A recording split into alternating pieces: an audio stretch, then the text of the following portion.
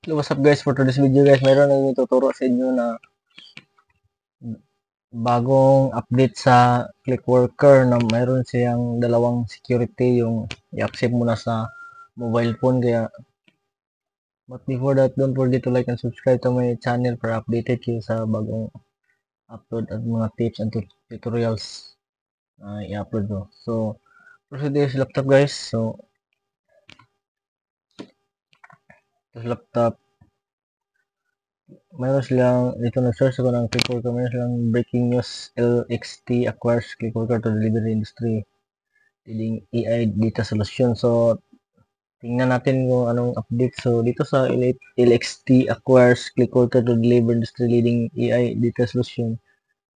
On December 17, 2024, an emerging leader AI power intelligent technology today announced as a definite agreement where ClickWorker, one of the largest global providers of crowdsourced data that leverages an automated technology platform crowd of over 6 million freelancers to deliver high quality data use in AI applications. So, basahin, kung gusto niyo basahin yun guys, pwede niyo basahin yan. And the largest global providers of crowdsourced data of 6 million freelancers. Europe, America, and Asia. Grabe malaki itong ano to sa ClickWorker. Maraming nagtrabaho sa ClickWorkers. Kaya ano mo ito, marami kasi yung ano to. So mag-login na tayo guys. So login ko yung account ko. ClickWorker pa ipakita niyo yung to yung security nila sa ano i-accept mo sa mobile phone.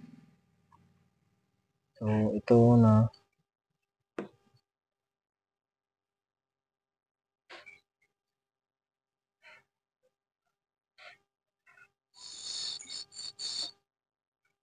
Medyo mahina yung ano, internet.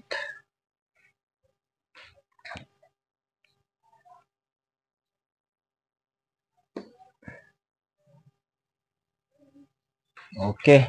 So ito, please confirm your login using the ClickWorker app. Ito, i-confirm nyo ito sa ClickWorker. Mayroon kayong ClickWorker application sa inyong mobile phone.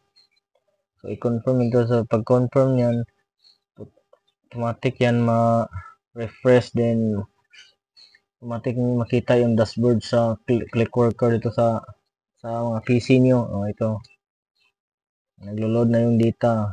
Tapos, yung isa naman, protected din yung isa sa UHRS nila. So, punta tayo sa UHRS, then mag-login tayo sa UHRS.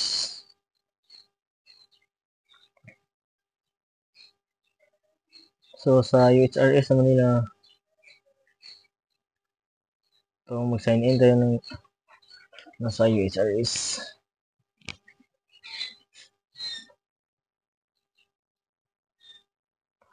So, mag-sign in tayo dito, then sign in yung account nyo. So, sa pagtrabaho sa UHRS, mayroon silang i-confirm din sa mobile phone. Halimbawa nito,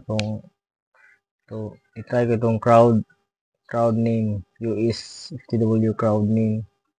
I-start ko. Pag na-start mo yan, i-verify mo yan sa, mayroon silang authentication factor. So, ito natin start.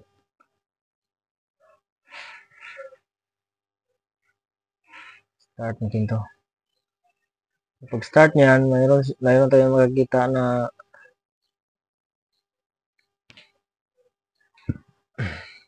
factors, two-factor authentication verification required. So dapat punta kayo sa mobile phone niyo, sa mobile phone mayroon mag-download kayo ng UHRS, then mag-login din kayo sa mobile phone niyo.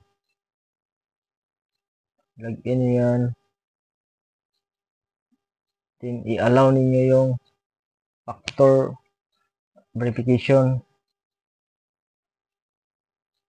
para makatrabaho kayo sa desktop at saka sa din kung hindi ma-allow, punta kayo sa settings, din hanapin niyo yung app na UHRS, din i-allow niyo. So yan lang guys. So don't forget to like and subscribe to my channel para dito guys mo